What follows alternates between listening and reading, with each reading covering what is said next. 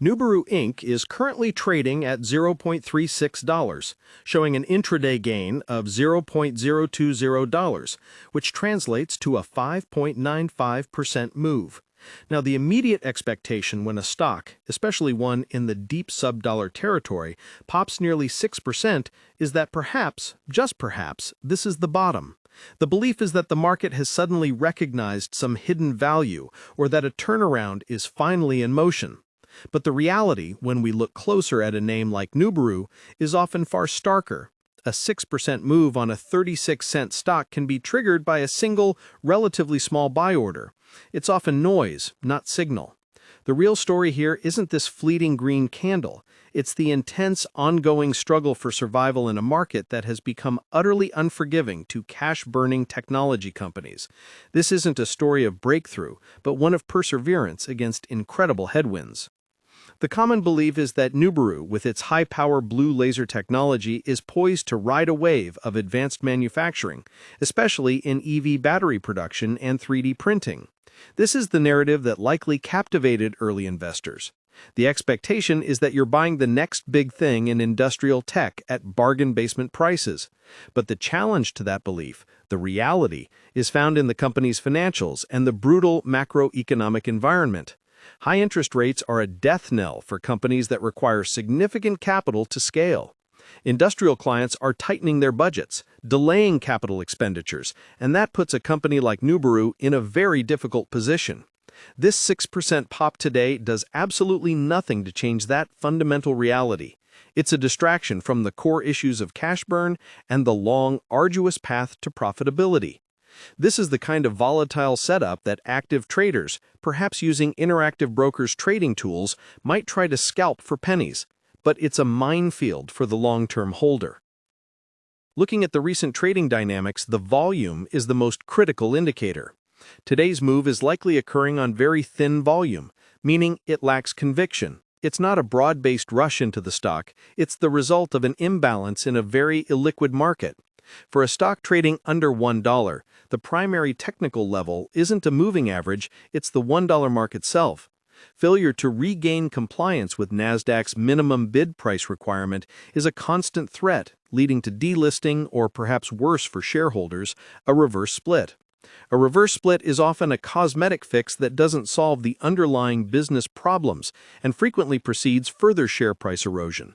This is a far cry from the technical analysis traders might apply to Tesla stock or Apple stock, where pullbacks are often seen as buying opportunities.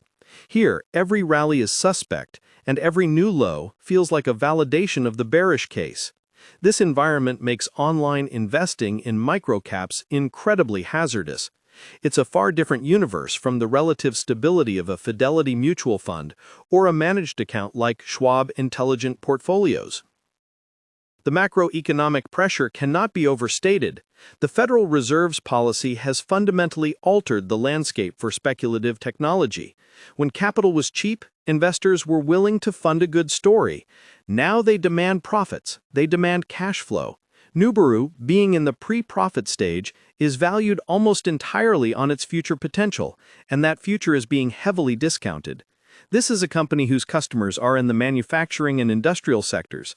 These sectors are highly sensitive to economic cycles. If businesses fear a slowdown, they stop buying new, expensive laser systems. They make do with their old equipment. This directly impacts Nuburu's revenue pipeline.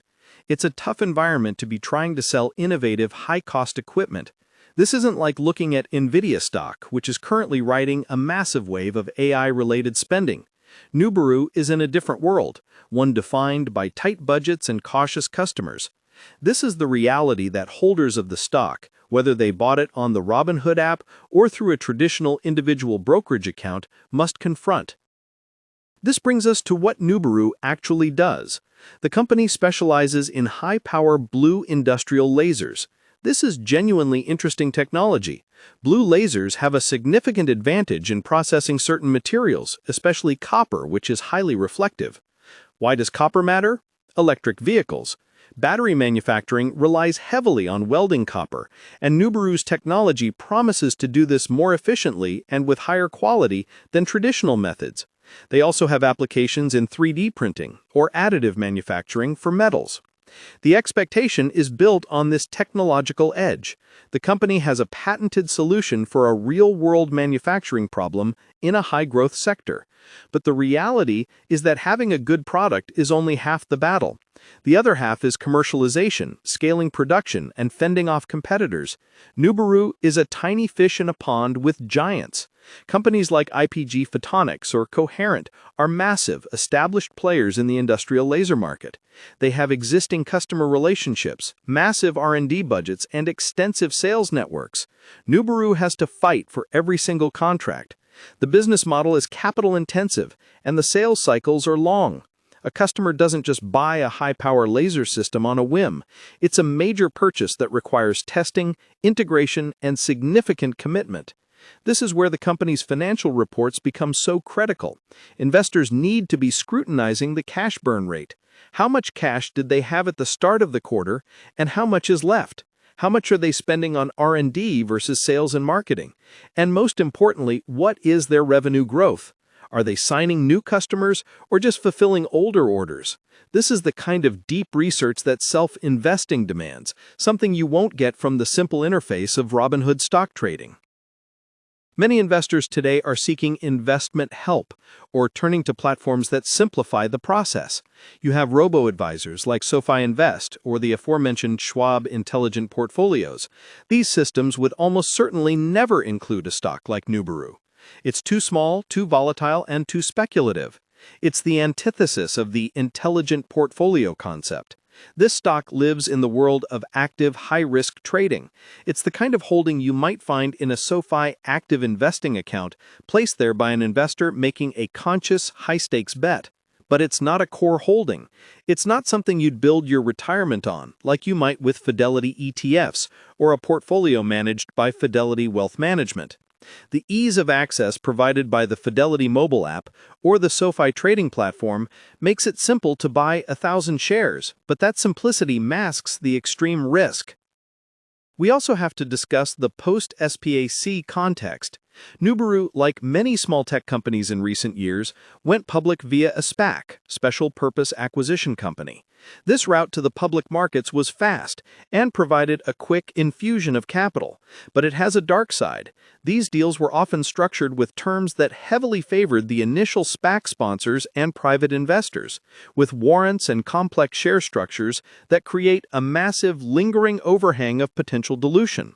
Many retail investors who bought in during the SPAC hype, perhaps on SoFi or Robinhood, were left holding the bag as lockup periods expired and early insiders cashed out. The subsequent share price collapse, which has brought the stock to 36 cents, is a direct consequence of this process. The company is now in a position where it may need to raise more capital to fund its operations, but at 36 cents a share, any offering would be catastrophically dilutive to existing shareholders. This is the financial quicksand that the blue laser story ignores. This is far more complex than tracking Robinhood fractional shares of a megacap stock. This is about corporate structure and survival. So when we look at the investment landscape, there are different tools for different jobs. Fidelity, for example, offers a massive ecosystem. You have Fidelity Investments for broad market access, Fidelity Brokerage for your main trading, and specific accounts like Fidelity IRAs for long-term planning. Nuburu would be an outlier in any of these. An investor using Fidelity would likely be more focused on their Fidelity mutual funds or Fidelity ETFs. Then you have platforms like Robinhood, which excel at user acquisition and simple Robinhood investments. The Robinhood app is slick, and features like Robinhood Cash Management or access to Robinhood Crypto draw users in. But does this environment encourage the deep research needed for a stock like BURU, or does it encourage impulsive trades based on a 6% intraday pop? SoFi tries to bridge the gap, offering SoFi investing alongside banking and loans with SoFi stocks and SoFi ETFs, plus a SoFi robo-advisor. It's an attempt to be an all-in-one financial solution. And then you have the professional's choice, Interactive Brokers. The Interactive Brokers platform is built for speed, global access, and complex strategies. The Interactive Brokers fees are famously low, and their Interactive Brokers stock trading capabilities are top tier.